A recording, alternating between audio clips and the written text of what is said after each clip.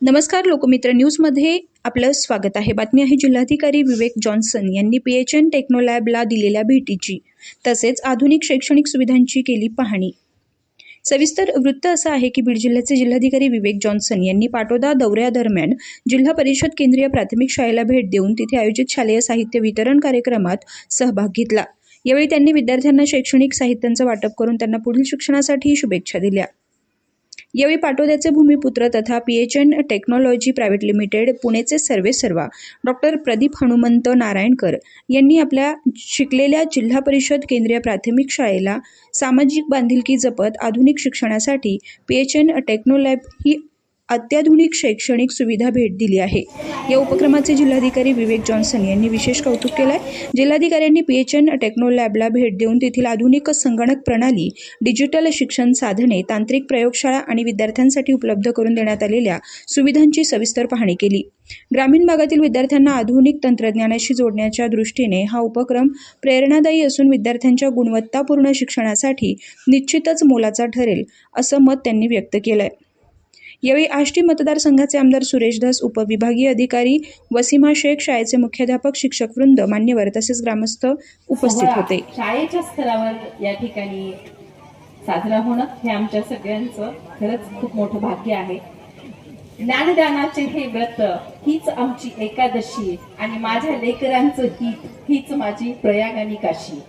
आज आपल्या पाटोदा नगरीमध्ये म्हणजे कुठून होता एक ठिकाणी शाळा बंद पडत होता, या तुम्ही दुसऱ्या ठिकाणी शिफ्ट केला होता आणि तिकडून ऑलमोस्ट 200पेक्षा जास्त पटसंख्येमध्ये आज इकडे आमच्या शाळा चालू आहे. त्याच्यावर जाऊन आता आमच्या शाळेमध्ये जो माजी विद्यार्थी होता सुदीप, त्यांच्यासुद्धा मदतीने शाळा खूप पुढे गेलेला आहे. त्यामुळे सर्वप्रथम मी जिल्हा प्रशासनाच्या वतीने जिल्हाधिकारी म्हणून या शाळा व्यवस्थापन समिती असेल, या शाळाच्या या विकास प्रवासामध्ये सहभाग असलेला सर्वजण यांचा मी कौतुक करतो, अभिनंदन करतो.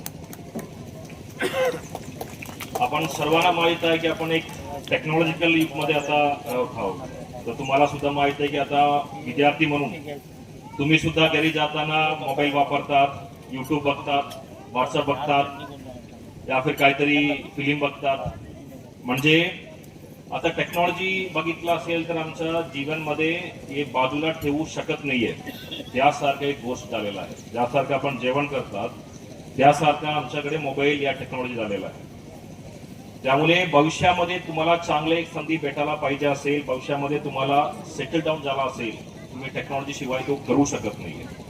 म्हणजे तुम्ही या टेक्नॉलॉजी सोबत तुम्ही अपडेट केला नसेल की तुम्ही तुमच्या नवीन युगामध्ये आउटडेट जाणार आहे.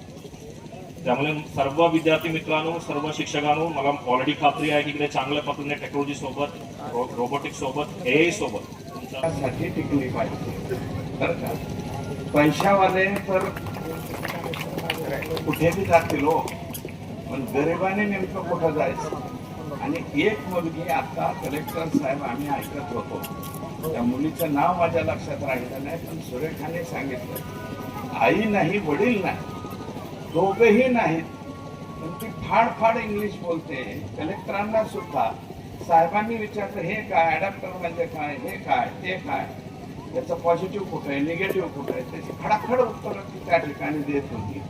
म्हणजे हे हा जो ज्याला कोणीच नाही त्याला वाली फक्त जिल्हा परिषदची शाळा आहे. त्याच्यामुळे जिल्हा परिषदची शाळा टिकली पाहिजे आणि त्याच्यासाठी आपल्याला प्रयत्न करावे लागतील. आता 2 कामाची सांगितलेले आहेत. मला वाटतं नगराध्यक्ष मॅडम इथं आहेत, CO आहे, तर पाण्याची व्यवस्था एक 8 दिवसामध्ये काय करायचं ती त्यांची करून द्या.